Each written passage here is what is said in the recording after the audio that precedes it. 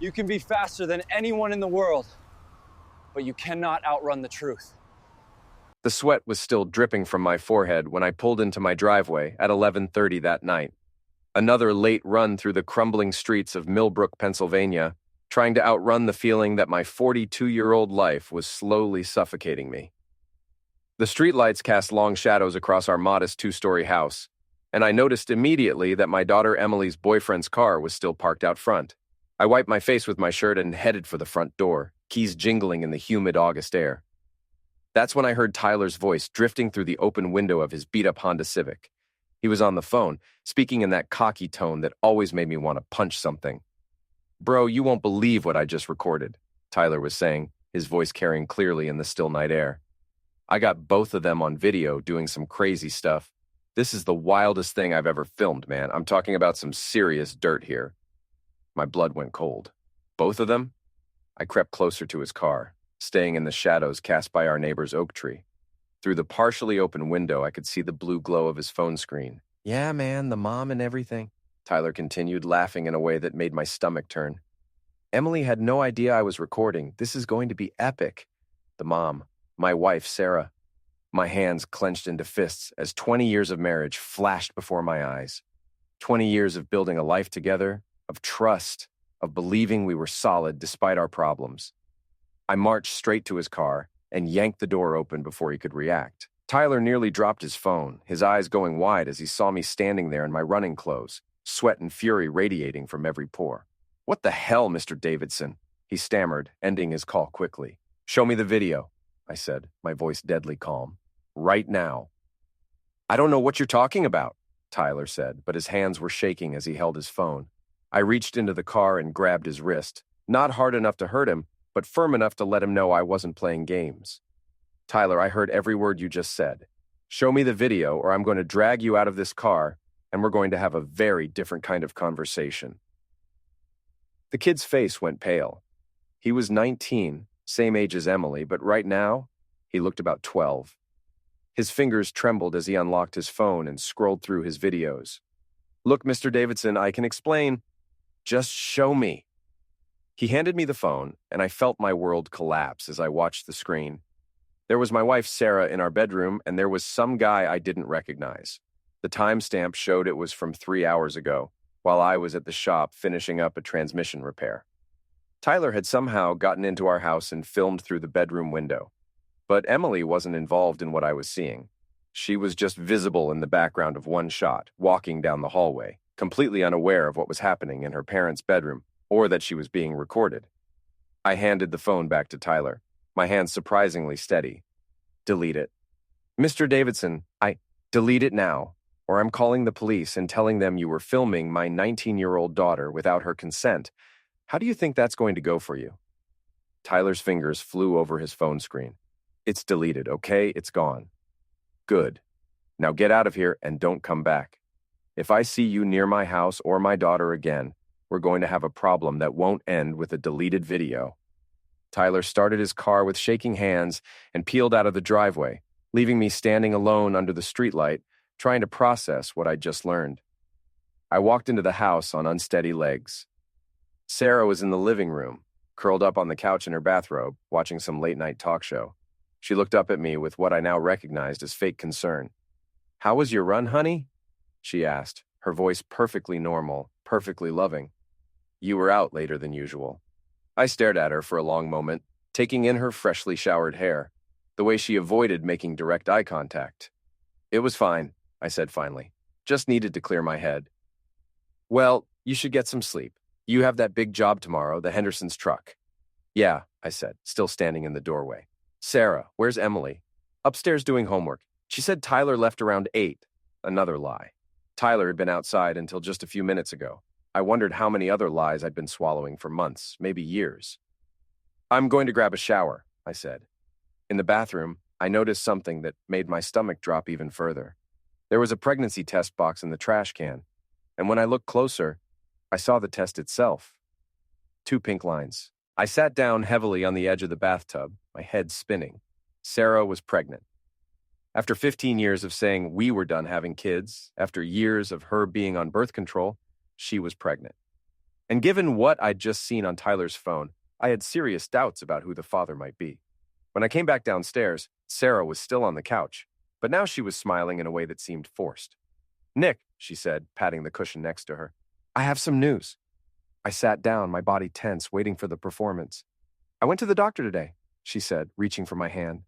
"We're going to have a baby."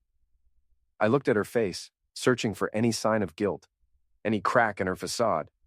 But Sarah had always been good at controlling her expressions. It came with being a lawyer. "A baby," I repeated. "I know it's unexpected, but I thought you'd be happy. I mean, Emily's going to be away at college and we'll have the house to ourselves and—" "How far along?" I interrupted.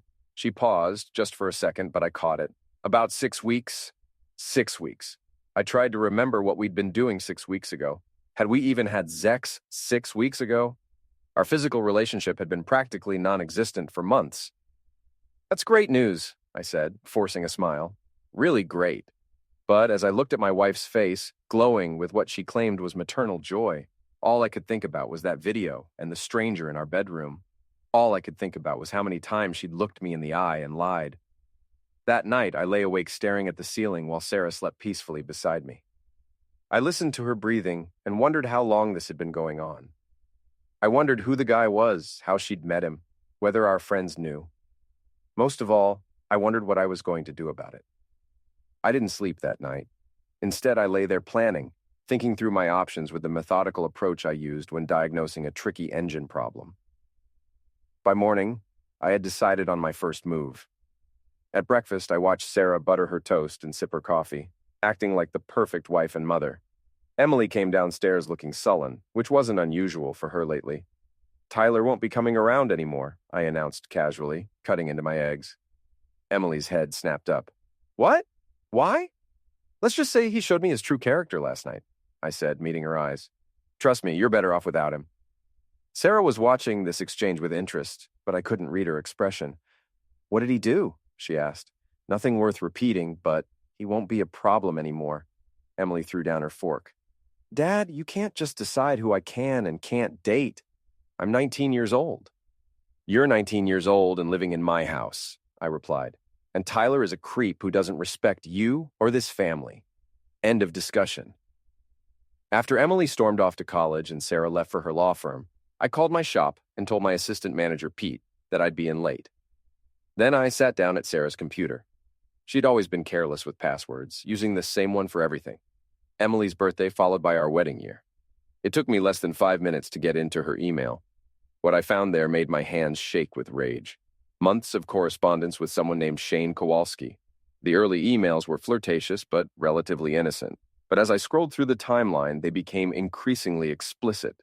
Shane was apparently a personal trainer at the gym across town, 28 years old, and based on the photos he'd sent, built like a bodybuilder. The most recent emails made it clear that their relationship had moved far beyond flirtation. They were meeting regularly at his apartment, and from the way Sarah wrote about it, she was completely infatuated with this guy. But the worst part was reading how she talked about me. "Nick has no idea," she'd written just last week. "He's so wrapped up in that stupid garage and his evening runs that he barely notices I exist anymore. Sometimes I think he'd be relieved if I just disappeared." Another email from a month ago. "Shane, you make me feel alive again. I forgot what it was like to be with a man who actually wants me. Nick and I haven't been intimate in months.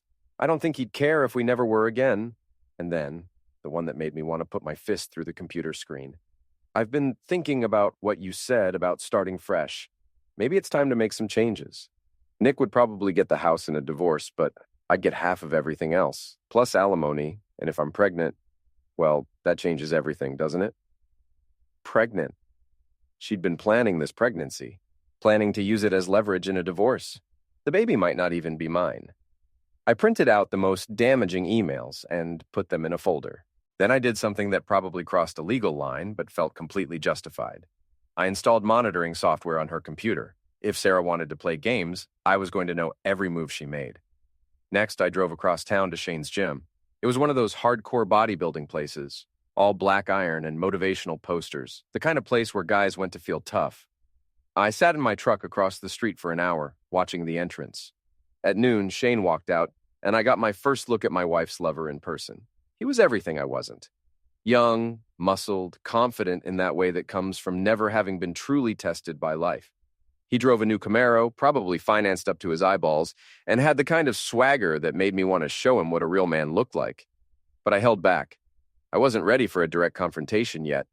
Instead, I followed him to a sandwich shop where he met up with another gym rat. I sat 2 tables away and listened to their conversation. "So, how's it going with the lawyer lady?" the friend asked. Shane grinned. "Better than I expected. She's totally hooked. Keeps talking about leaving her husband. Dude, be careful. Married women are crazy. This one's different. She's got money, and she's talking about getting pregnant. Says it would guarantee her a better settlement." "Wait, she wants to have your baby," Shane shrugged. "Maybe mine, maybe her husband's. Does it matter? Either way, she gets what she wants, and I get a sugar mama with a law degree." I gripped my coffee cup so hard I thought it might shatter. This wasn't just an affair. This was a calculated plan to destroy my life and steal everything I'd worked for. But Shane wasn't done. The best part is, her husband has no clue. She says he's this pathetic blue-collar guy who barely pays attention to her, spends all his time fixing cars and running around the neighborhood like some middle-aged wannabe athlete. His friend laughed. "Sounds like you're doing him a favor." "Yeah, well, he won't see it that way when she takes him to the cleaners." I left the sandwich shop with a crystal-clear understanding of what I was dealing with. This wasn't just about Sarah cheating on me. This was about 2 people conspiring to systematically destroy my life, steal my assets, and stick me with child support for a baby that might not even be mine. That afternoon at the shop, I couldn't concentrate on work. Every time I tried to focus on an engine repair, I kept thinking about Shane's cocky smile and Sarah's betrayal. Pete noticed my distraction. "Boss, you okay? You seem off today." Pete was a good guy, 10 years younger than me, but solid and dependable. He'd been with me for 5 years, and I trusted him more than most people. "Pete, if someone was trying to screw you over, really screw you over, what would you do?" He looked up from the brake job he was working on. "Depends how bad they were screwing me, but I'd probably screw them back harder." "Even if it meant getting your hands dirty?" "Boss, sometimes getting your hands dirty is the only way to get clean again." That evening, I sat in my truck outside our house, watching Sarah through the kitchen window as she prepared dinner. She was humming to herself, probably thinking about Shane, probably planning her next move in whatever game she was playing. My phone buzzed with a text from an unknown number. When I opened it, my blood ran cold. It was a photo of Sarah and Shane together, taken through the window of his apartment. They were in a compromising position, and the timestamp showed it was from this afternoon, while I was following Shane around town. Below the photo was a message. "Thought you should know what your wife does while you're at work." Someone else knew about the affair. Someone was watching, documenting, maybe planning to use this information for their own purposes. I stared at the photo for a long time, feeling something cold and hard settling in my chest. Sarah wanted to play games? Fine. But she was about to learn that I didn't play by anyone else's rules. And I was very, very good at winning. The anonymous text bothered me all night. Someone else knew about Sarah's affair, someone with access to Shane's apartment building and the willingness to spy on them. But who? And what did they want? The next morning, I got my answer. I was at the shop early, trying to lose myself in the familiar rhythm of mechanical work when my phone rang. The caller ID showed a number I didn't recognize, but when I answered, the voice was familiar. "Nick, it's Rhea Morrison." Rhea was Sarah's best friend from law school, now a therapist with a practice downtown. She and Sarah had lunch together every week, went to yoga classes, shared the kind of female friendship that always made me slightly uncomfortable because I never knew what they talked about. "Rhea," I said cautiously, "what can I do for you?" "I think we need to talk. In person. There are some things about Sarah that you need to know." My grip tightened on the phone. "What kind of things?" "Not over the phone. Can you meet me for coffee this afternoon?" "The place on Main Street, around 3, I agreed, and spent the rest of the morning wondering what Rhea knew and why she was willing to share it with me.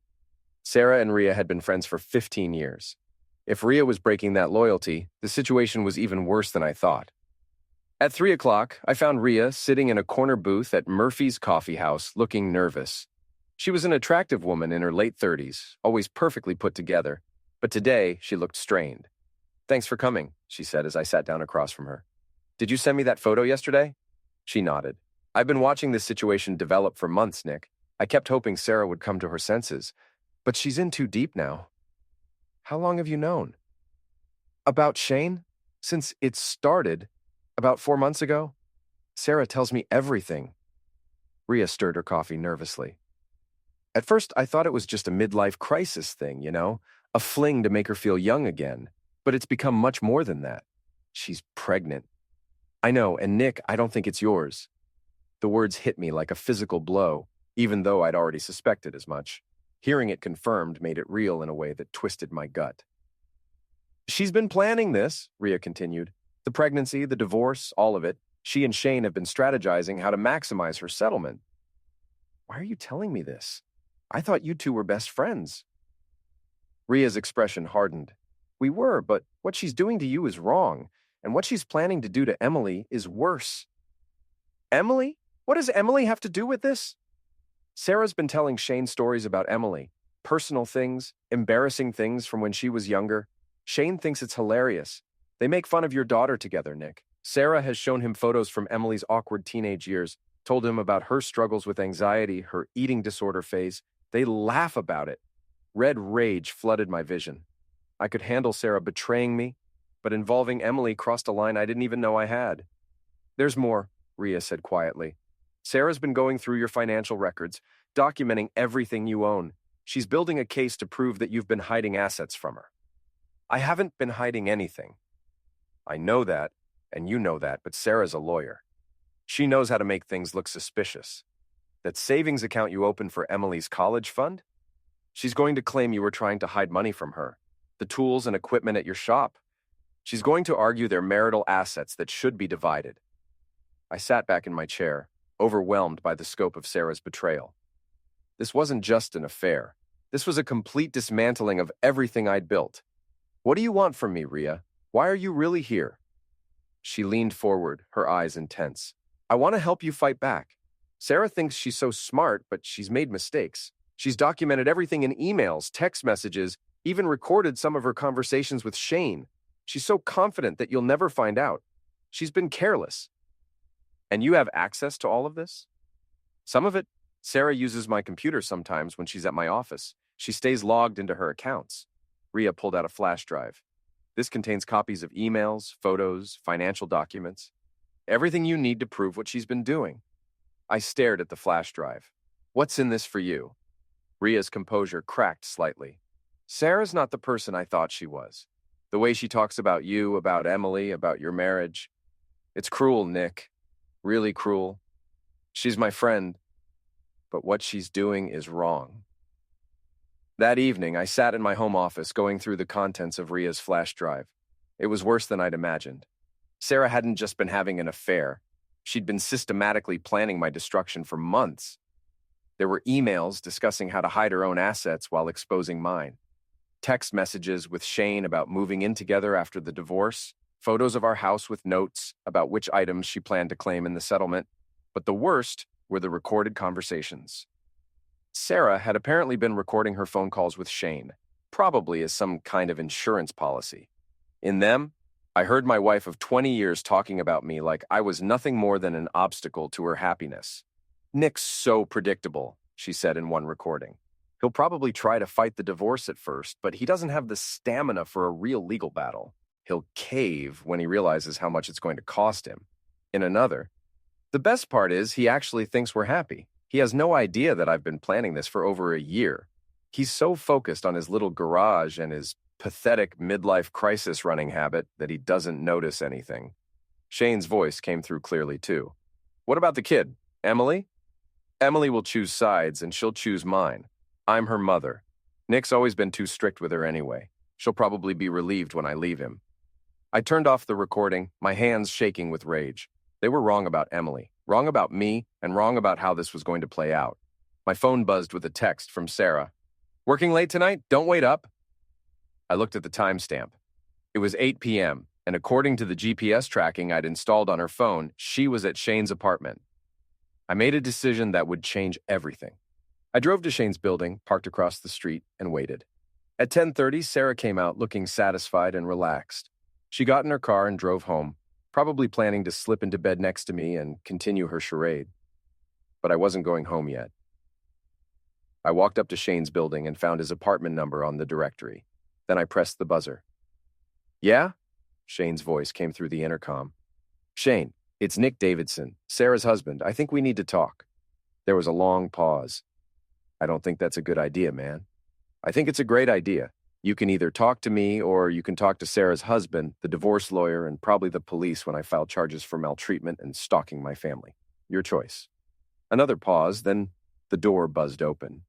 Shane was waiting in his doorway when I reached the third floor, wearing nothing but gym shorts and a tank top. Up close, he was smaller than I'd expected, built for show rather than actual strength. Look, Nick, Mr. Davidson, I corrected. And here's how this is going to work. You're going to stop seeing my wife. You're going to delete her number from your phone. You're going to forget she exists. Shane crossed his arms, trying to look tough. I don't think you understand the situation here, old man. Sarah's leaving you. She's having my baby, and we're going to be together. You can't stop that. Your baby? I laughed, and the sound was cold enough to make Shane take a step back. Shane, you're 28 years old and you work at a gym. Do you really think a successful lawyer is going to throw away her career and her reputation for you? She loves me. She's using you, just like she's using me. The difference is, I'm done being used. I pulled out my phone and showed him one of the recordings Rhea had given me. It was Sarah talking to Shane, but what Shane didn't know was that there were other recordings, ones where Sarah talked about him. She's fun, but she's not exactly long-term material. Sarah's voice came through the phone speaker. Shane's sweet, but he's not very bright. This is about getting what I need from Nick, not about building a future with a personal trainer. Shane's face went pale as he listened to the woman he thought loved him dismiss him like a temporary amusement. She's been playing both of us, I said, putting the phone away. But I'm done playing. The question is, are you smart enough to walk away, or do you want to go down with her? Shane stared at me for a long moment, and I could see the wheels turning in his head. He was realizing that he wasn't the winner in this situation. He was just another sufferer. What do you want? He asked finally. I want you gone, completely gone. New gym, new apartment if necessary. And I want every photo, every video, every message between you and Sarah deleted. And if I don't? I smiled, and it wasn't a nice smile. Then you'll find out what happens when you mess with a man who has nothing left to lose. Shane looked at my face, and whatever he saw there convinced him. Fine, it's done. But you need to know. Sarah's not going to just let this go. She's got lawyers, she's got plans. Let me worry about Sarah, I said. You just worry about disappearing. As I walked back to my truck, I felt something I hadn't felt in months. Control. For the first time since this nightmare started, I was the one making the moves instead of just reacting to them. But I knew this was just the beginning. Sarah was smart, ruthless, and she had resources. When she realized that Shane was gone and that I knew about her plans, she was going to escalate. That was fine with me. I was ready for war. Sarah didn't come home that night. At 2 a.m., I got a text. Staying at Rhea's. We need to talk tomorrow. She knew. Somehow, she'd figured out that I was onto her. Maybe Shane had called her after our conversation, or maybe she'd just sensed that something had changed. Either way, the pretense was over. I spent the sleepless hours before dawn preparing for what was coming. I made copies of all the evidence Rhea had given me and stored them in multiple locations. I called my own lawyer, Jim Baxter, and scheduled an emergency meeting. And I did something that felt both necessary and heartbreaking. I called Emily. Dad, it's like 5 a.m. Is everything okay? Emily, I need you to come home today. There are some things happening with your mother and me that you need to know about. What kind of things? Her voice was suddenly alert, worried. I'd rather explain in person. Can you drive home this morning? Dad, you're scaring me. I know, sweetheart, and I'm sorry, but I promise I'll explain everything when you get here. Emily arrived at 10 a.m. looking anxious and confused. I sat her down in the living room and told her everything. About the affair, about the pregnancy, about Sarah's plans for the divorce. I showed her some of the evidence, though I spared her the most explicit details.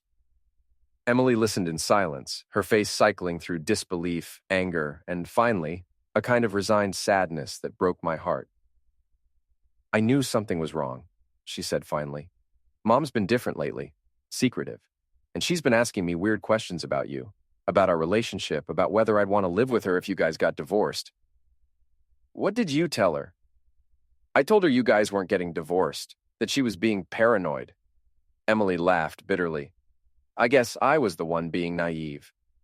Emily, I want you to know that whatever happens between your mother and me, it has nothing to do with you.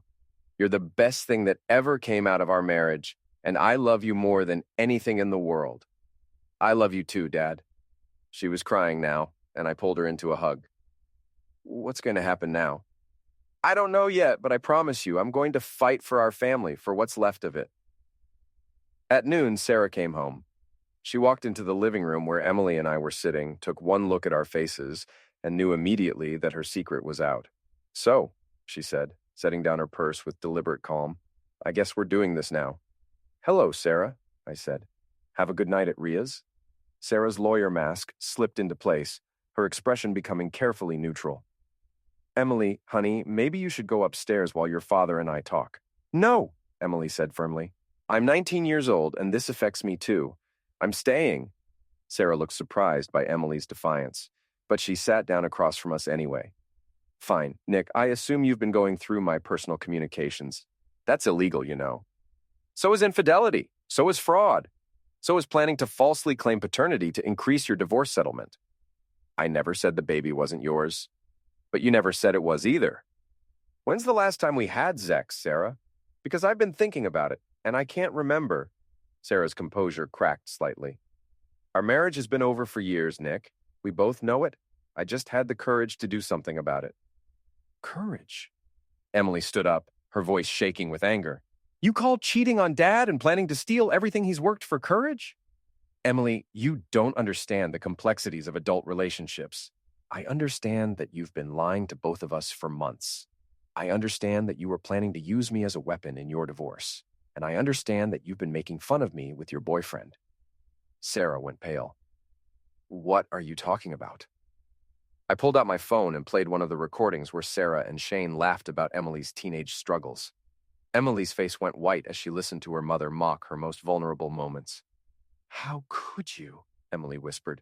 Those were private things I told you. I trusted you. Emily, No. Emily was crying now, but her voice was steady. I don't want to hear it. I don't want to hear any of your excuses.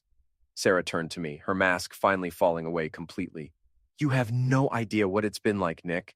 Living with someone who barely notices I exist, who cares more about carburetors than his own wife. So you decided to destroy our family instead of talking to me about it? What was I supposed to say? That I was lonely? That I felt invisible? You would have promised to change, made an effort for a few weeks, then gone right back to ignoring me. So you found Shane. Shane makes me feel alive again. He sees me, appreciates me. He's using you, Sarah, just like you're using him. I played him some of your other recordings, the ones where you talk about him like he's a temporary distraction. Sarah's face went through several expressions before settling on cold anger. You went to see Shane? I did. And he's gone, by the way. Turns out when you show a guy that the woman he thinks loves him actually considers him disposable, he loses interest pretty quickly. Sarah stood up abruptly. You had no right. I had every right. He was sleeping with my wife, planning to help her steal my assets and making fun of my daughter. What did you think was going to happen when I found out? I want you out of this house, Sarah said, her voice shaking with rage. Tonight, I laughed. Sarah, this is my house. I bought it. I've been paying the mortgage for 15 years, and my name is on the deed. If anyone's leaving, it's you. We'll see about that. I'm calling my lawyer. Good. I already called mine. Jim Baxter sends his regards, by the way. He's very interested in those recordings you made, especially the ones where you and Shane discuss hiding assets and falsifying paternity. Sarah stared at me for a long moment, and I could see her calculating, trying to figure out how much I knew and how much trouble she was in. This doesn't have to be ugly, Nick, she said finally. We can work something out. You're right. Here's what we're going to work out. You're going to move out today. You're going to get a paternity test as soon as it's medically safe, and you're going to agree to a reasonable division of assets based on what we actually own, not some inflated fantasy. And if I don't? I stood up and walked over to her, stopping just close enough to make her uncomfortable. Then, I'm going to release every recording, every email, every photo to everyone we know. Your law firm, your clients, your family, our friends. Everyone will know exactly what kind of person you really are. You wouldn't. Try me. Sarah looked at Emily, perhaps hoping for support. But Emily had turned away from her completely. "I need time to think," Sarah said. "You have until tonight. Either you leave voluntarily or I'll have you removed. You can't just throw me out of my own home. Watch me." That afternoon, while Sarah was presumably meeting with her lawyer, I got a call from Rhea. "Nick, Sarah knows I gave you those files. She's furious with me. Are you okay?" "I'm fine, but she's threatening to report me to the state licensing board, claiming I've violated client confidentiality. Were any of those communications covered by therapist-patient privilege?" "No, she was just using my computer as a friend, not as a client. But Sarah's a lawyer. She knows how to make trouble even when she doesn't have a case." "I'm sorry you got dragged into this, Rhea." "Don't be. I meant what I said. What she was doing was wrong." Rhea paused. "But Nick, be careful. Sarah's not going to just roll over. She's going to fight dirty." "Let her. I'm ready." That evening, Sarah came home with 2 suitcases and a cold expression. Emily was at a friend's house, unable to bear watching her mother pack up and leave. "I'm staying at a hotel for now," Sarah said. "But this isn't over." "I know. The baby is yours, Nick. Whatever you think about everything else, the baby is yours. We'll see. I never meant for it to go this far. The thing with Shane, it got out of hand." I looked at my wife of 20 years, the mother of my daughter, the woman I'd once loved more than my own life. "No, Sarah, it didn't get out of hand. You planned every bit of this. The only thing you didn't plan on was getting caught." She left without another word, and I stood in our empty house, surrounded by the wreckage of everything I'd thought was solid and permanent. But for the first time in months, I felt like I could breathe. The war was just beginning, but I'd won the first battle, and I was discovering that I was very, very good at fighting dirty. 3 weeks later, I was learning that Sarah had been right about one thing. She was very good at fighting dirty, too. It started with the restraining order. Sarah claimed that I had threatened her and Shane, that I was unstable and potentially violent. She painted a picture of an abusive husband who had been controlling and intimidating throughout our marriage. The judge, a woman who probably saw dozens of similar cases every week, granted a temporary order that kept me away from Sarah's hotel and her workplace. Then came the financial warfare. Sarah had somehow managed to freeze our joint accounts, claiming she needed to protect marital assets from my reckless spending. Never mind that I hadn't spent anything unusual. Never mind that she was the one who had been planning to hide assets. Her lawyer was better connected than mine, and the system seemed designed to favor whoever struck first. But the worst part was what she did to Emily. "Dad, Mom's been calling me non-stop," Emily told me over dinner at a restaurant downtown. "We couldn't eat at home anymore because Sarah's lawyer had claimed the house was a marital asset that needed to be preserved, and I wasn't allowed to change the locks or prevent Sarah from entering. What does she want? She wants me to sign some kind of statement saying that you've been emotionally abusive to both of us. She says it will help her case." I set down my fork, my appetite gone. "What did you tell her?" "I told her to go to hell." Emily's voice was flat, emotionless. "She started crying, saying I was breaking her heart, and that she was only trying to protect me from you."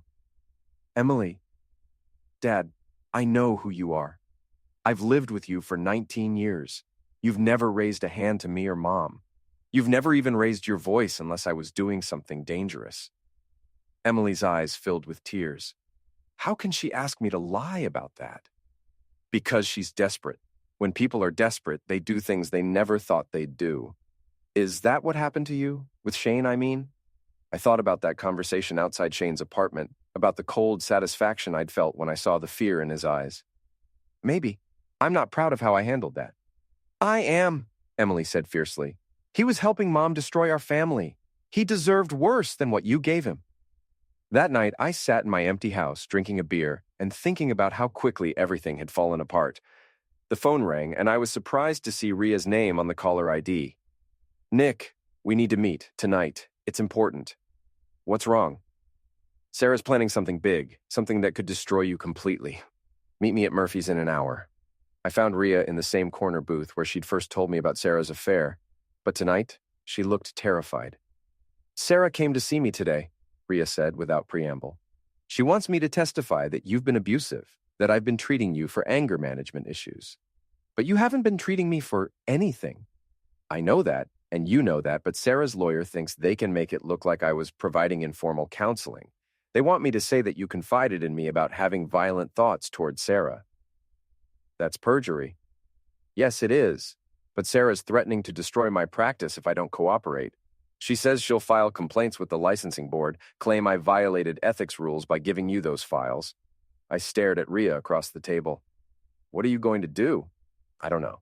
If I lie for her, I lose my integrity and probably my license eventually anyway. If I don't, she ruins me immediately. There's a third option. What? I leaned forward. We destroy her first. Rhea's eyes widened. What do you mean?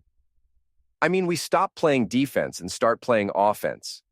Sarah thinks she's the only one who can fight dirty, but she's wrong. Nick, you can't commit perjury, I understand that. But you can tell the truth, the whole truth, about everything Sarah told you, everything she planned, everything she did. That would end our friendship forever. Rhea, your friendship ended the moment she asked you to lie under oath. The question is, are you going to let her take you down with her? Over the next hour, I laid out a plan that was probably illegal, definitely unethical, and absolutely necessary. Rhea listened with growing amazement, and I thought, admiration. You're really going to do this? She asked. I'm really going to do this. The question is, are you going to help me? Rhea was quiet for a long time. Finally, she nodded. What do you need me to do? The plan went into motion the next morning. While Sarah was at work, believing she had me cornered and helpless, I was putting together the most comprehensive documentation of her betrayal that any divorce court had ever seen. I started with the recordings. Not just the ones Rhea had given me, but new ones. It turned out that Sarah had been so confident in her victory that she'd gotten careless again. She was still using the computer monitoring software I'd installed, still logging into her accounts from devices I had access to. Her communications with her lawyer were particularly interesting. In them, she admitted that the misuse allegations were fabricated, that she was trying to create a narrative that would maximize her settlement. She discussed coaching witnesses, hiding assets, and even faking medical records to support her claims. But the most damaging evidence came from an unexpected source: Shane. It turned out that Shane was smarter than any of us had given him credit for. When he realized that Sarah had been using him and that their relationship was over, he'd started documenting everything. He had photos, videos, text messages, even recordings of his own conversations with Sarah, and he was willing to share them for a price. I want $50,000, Shane told me when I met him at a diner outside of town. For what? For everything. Every photo, every video, every message between Sarah and me, plus my testimony about her plans for the divorce. Why would you help me? Shane's expression was cold. Because she played me just like she played you. The difference is you're trying to fight back. I respect that. And if I don't pay, then I disappear and you never see any of this evidence. I looked at the sample photos Shane had brought, listened to a few seconds of recorded conversation. The material was devastating. It would not only prove Sarah's infidelity, but also demonstrate the calculated nature of her deception. Deal, I said. The $50,000 came from my retirement account, money I'd been saving for 20 years. It hurt to spend it, but not as much as losing everything would hurt. With Shane's evidence added to what I already had, I possessed a complete record of Sarah's betrayal. Every lie, every manipulation, every cruel comment about Emily and me was documented in excruciating detail, but I wasn't ready to use it yet. First, I wanted Sarah to commit fully to her false narrative. I wanted her to perjure herself so completely that there would be no way back. The opportunity came sooner than I expected. Sarah's lawyer scheduled a deposition where I would be questioned under oath about the misuse allegations. Sarah would be there, along with her attorney and mine. It would be her chance to watch me squirm, to see her lies destroy me in real time.